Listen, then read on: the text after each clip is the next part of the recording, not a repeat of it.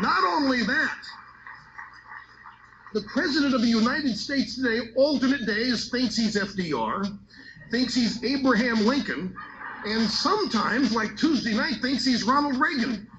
We have, our own movement has members trying to throw Reagan out, while the Democrats know they can't accomplish what they want unless they appeal to Reagan voters. We have got to stamp this out within this movement because it will tear us apart. It will guarantee we lose elections. We have to.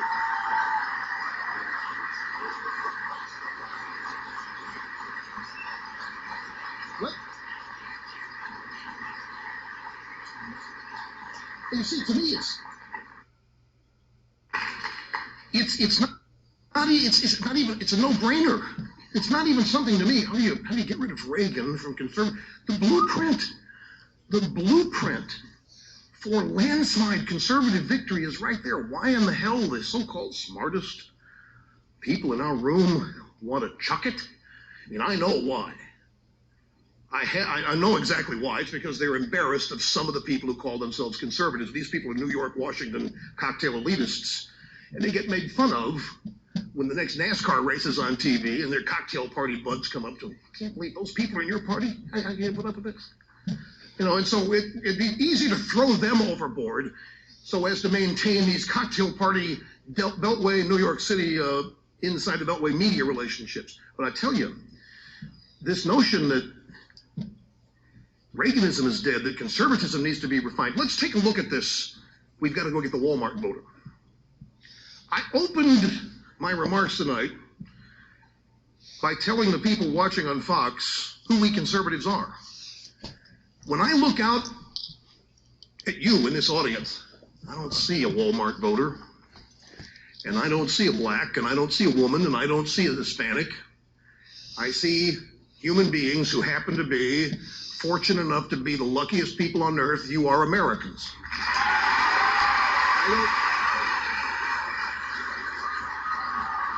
Conservatism.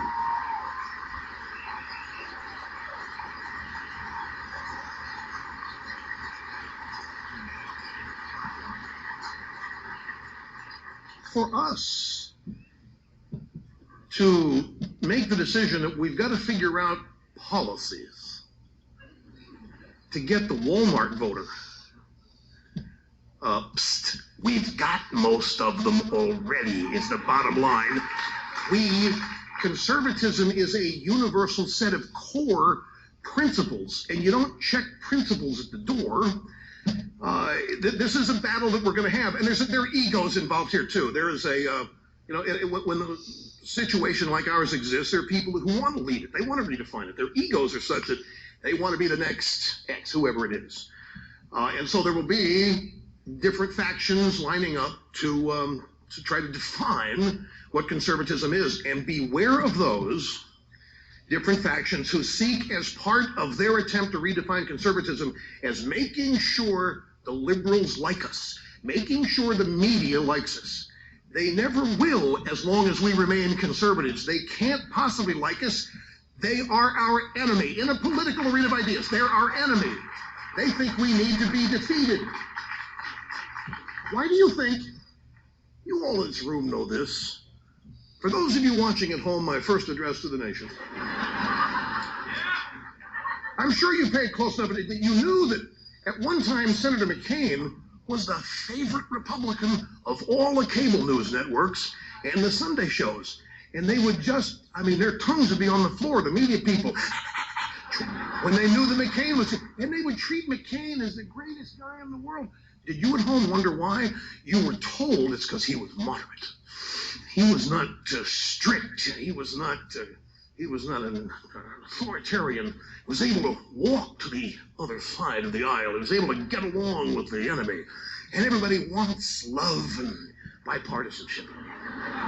That's not why they invited Senator McCain. They invited Senator McCain because he happened to be the loudest at criticizing his own president and his own party, and that's what they want, is people from our side and there will be factions in our movement, folks, who are going to make an effort to say we have to grow. We can't stay stale, I think I heard the term used the other day.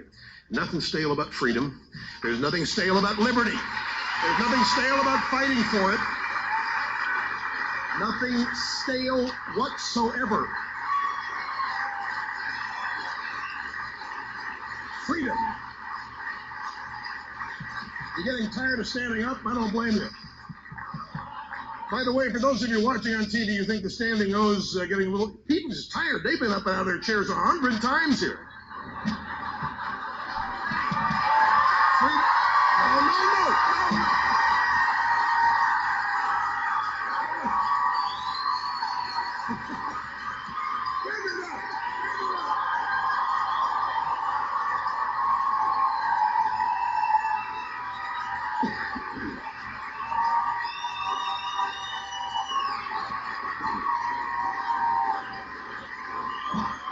Thank you.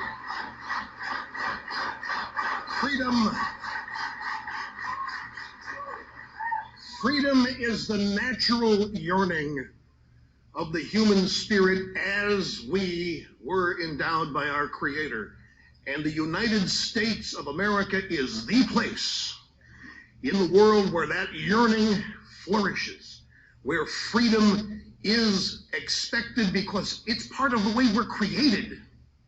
I loved it when the Soviet Union went down, the wall went down, and the liberals in our country said, you know, they may not be ready for freedom over there. They've been oppressed here for... Yeah, see, liberals will gladly tell you who can have freedom and who can't. And that's what this piece, the pieces of legislation is all about, folks. Freedom, liberty, economic prosperity are all entwined here. We're going to have to, as a conservative movement, understand that our job, after we come to an agreement among ourselves, which shouldn't be hard, but it's going to be difficult because the people who think they're smarter than everybody else are going to be out there forging alliances with people that try to make themselves look like new power brokers, and they will become the spokesman, by the way. Explain that to you. This is a funny story. Show you how I can hijack a news cycle even by doing nothing. The Tuesday before the inauguration, President Bush invited me to the Oval Office for lunch. And it was on and off the record, some of the conversations. And he brought out, interesting at the end of it, my birthday had been the day before, he brought out a chocolate birthday cake, a microphone, and stood beside me with Ed Gillespie and sang happy birthday, and the White House photographer taking pictures. It was just, wish my parents were alive. My parents wouldn't believe my life. You know, they came out of Great Depression. They didn't think this was possible for somebody who did not go to college.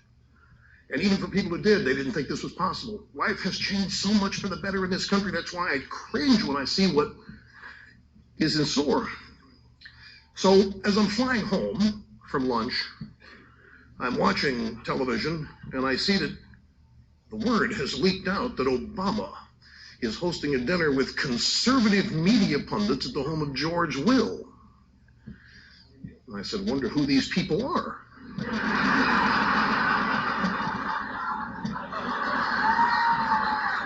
I know they're in the media, one of them is going to have to leak it. Sure as heck, one did. Now, we all know who were there. They were, and let's see, I can't remember all the names, so I want to mention any, but let me tell you what Obama's purpose.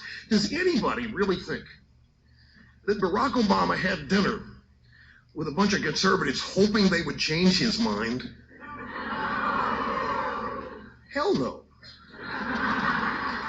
His purpose, and his purpose really wasn't to change theirs, his purpose was to anoint them as conservative spokesmen. These are the people that Obama's willing to break bread with. These happen, some of the people there happen to be the people who think the era of Reagan is over, who believe that conservatism needs to be redefined. Of course Obama would try to lure them in.